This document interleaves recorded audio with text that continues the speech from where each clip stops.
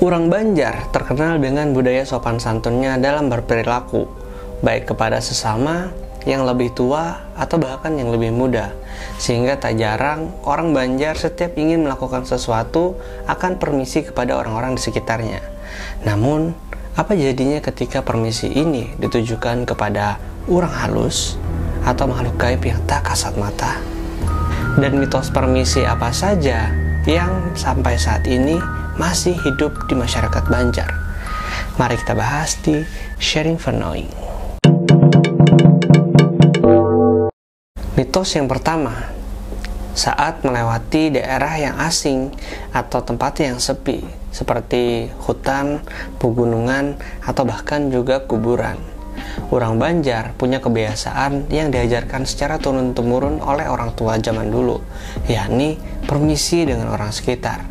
Tapi ini bukan dengan manusia, melainkan permisi dengan ruh-ruh halus ataupun ruh leluhur yang ada di sekitar. Biasanya kita bilang begini, "Datu-datu, ulun empat lalu, jangan diganggu." Tujuan dari permisi ini adalah agar kita selamat melewati tempat tersebut dan tidak saling mengganggu. Artinya kita tidak mengganggu mereka, mereka pun tidak terganggu dengan keberadaan kita. Karena sering terjadi pada saat melewati suatu tempat yang asing, orang tersebut hilang atau disembunyikan oleh orang halus. Entah bagaimana hilangnya, tapi setelah dicari-cari dengan salah satunya begandang nyiru, barulah orang tersebut akan muncul. Mungkin kalian sering dengar cerita hal ini. Dan contoh lain adalah seperti di Kota Baru.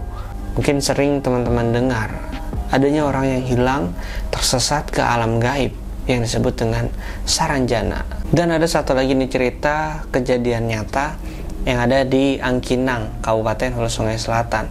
Saya mendapatkan cerita ini dari teman saya yang merupakan orang asli sana. Di sana ada seorang bapak-bapak yang merupakan tetangga teman saya tadi. Suatu ketika tiba-tiba bapak ini jatuh sakit, kemudian berbulan-bulan tidak kunjung sembuh. Sudah diobati secara medis dan diperiksa secara medis, namun tidak ada penyakit apa-apa. Setelah ditambahi atau diobati secara tradisional, ternyata bapak ini konon katanya habis menabrak orang halus atau makhluk gaib, sehingga menyebabkan mereka marah dengan bapak ini. Setelah beberapa bulan bapak ini sakit, akhirnya beliau meninggal dunia. Dan berselang beberapa bulan kemudian, anak pertamanya juga jatuh sakit, kemudian meninggal dunia. Berselang beberapa bulan kemudian, anak keduanya juga jatuh sakit, sama seperti bapaknya dan anak pertama tadi, kemudian juga meninggal dunia. Satu keluarga meninggal dunia akibat menabrak orang halus. Serem juga ya dengar ceritanya. Maka dari itu, orang tua kita bahari mengajarkan kita untuk permisi agar terhindar dari hal-hal yang tidak diinginkan seperti tadi. Dan memang kata-kata permisi tadi memiliki magicnya tersendiri, sehingga dapat melindungi orang-orang yang mengatakannya.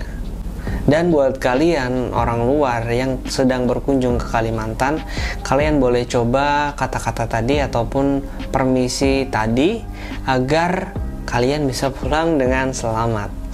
Mitos yang kedua, saat dalam perjalanan, apalagi yang jarak jauh, tak jarang kita tiba-tiba mengalami kebelet ingin buang air.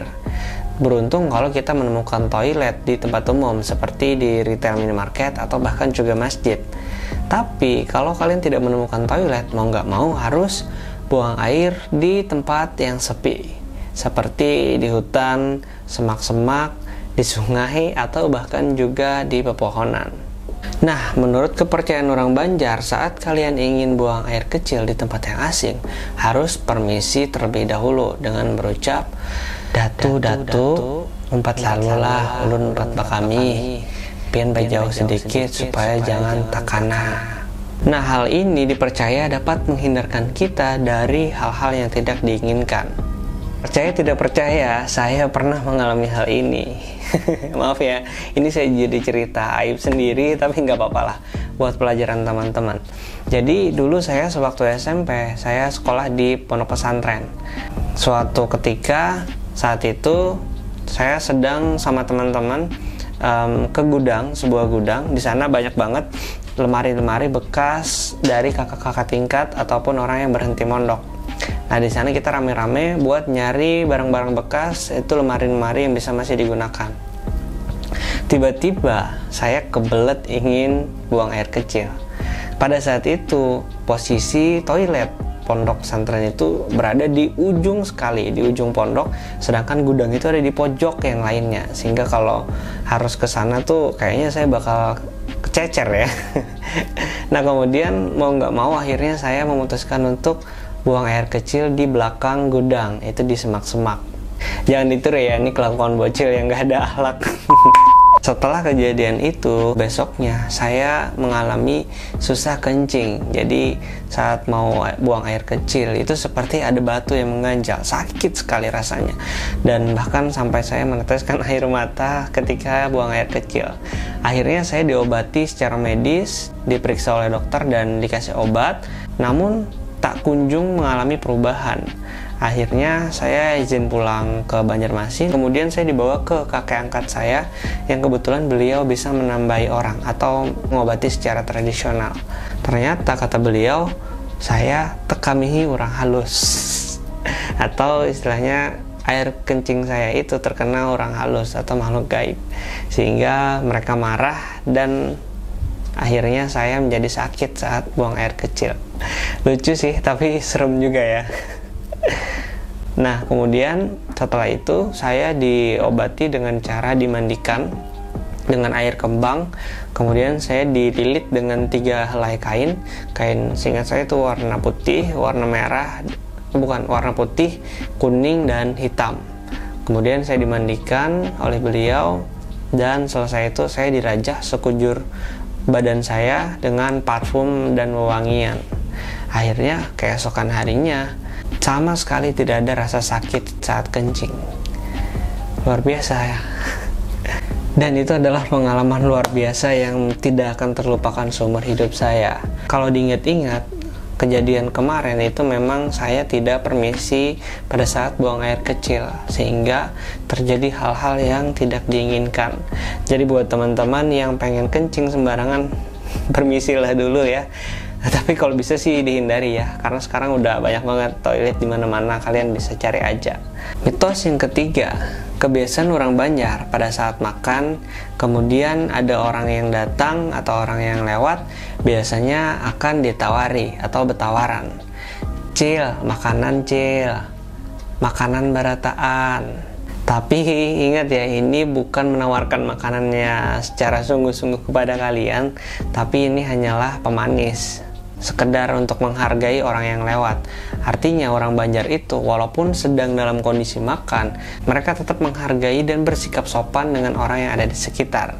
Dan ternyata betawar ini juga berlaku untuk orang halus atau makhluk gaib, termasuk saat membawa makanan dari tempat satu ke tempat yang lain, apalagi yang jauh ya, semisal dari hulu sungai ke Banjar atau sebaliknya. Apalagi makanan tersebut yang disukai oleh makhluk gaib atau orang halus, seperti yang mengandung kopi, ketan, telur, makanan bersantan, dan lain sebagainya. Biasanya kita akan bilang, Datu, betawaran nah, siapa hendak makanan ambil aja. Jika tidak betawaran atau tidak menawarkan makanan tadi, maka biasanya akan terjadi hal-hal yang tidak diinginkan terhadap kita. Bisa jadi makanan tersebut akan menjadi tidak baik atau basi, padahal belum waktunya.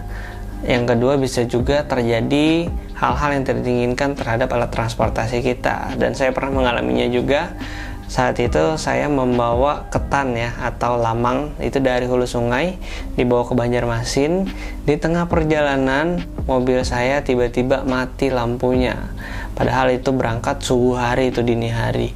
Bayangkan tiba-tiba nggak ada angin, nggak ada hujan, mati lampunya. Ternyata setelah dicek ada bawaan lamang atau ketan. Selain dengan betawaran ataupun juga permisi membawa makanan tadi, kalian juga bisa gunakan sirih atau daun sirih. Itu letakkan aja di makanannya, cukup seiris atau satu helai saja. Nah, ini konon katanya bisa menangkal mitos agar makanan kalian itu sampai ke tempat tujuan tetap aman, tanpa basi dan tanpa ada kendala di dalam perjalanan. Kesimpulannya, dari mitos-mitos permisi yang pernah diajarkan oleh orang tua kita dulu, sebenarnya ada hikmah dan tujuan di baliknya, yaitu agar kita tetap selalu waspada, berhati-hati dalam setiap tindakan, juga agar kita selalu ingat bahwa kita hidup di dunia ini berdampingan dengan mereka yang ada di alam gaib, sehingga kita harus saling menjaga, harus saling menghargai, walaupun secara fisik kita tidak melihat mereka. Demikian sharing kali ini. Terima kasih buat teman-teman yang udah nonton. Jangan lupa kalau kalian suka, like video ini, share ke teman-teman kalian. Jangan lupa juga buat subscribe dan klik tombol loncengnya biar kita bisa ketemu di video selanjutnya. Kalau kalian punya cerita atau pengalaman terkait dengan mitos permisi tadi, kalian boleh share ya cerita kalian di bawah kolom komentar. Dan kalau kalian punya koreksi atau informasi tambahan, silahkan komen aja di bawah, karena kita ada di Sharing for Knowing.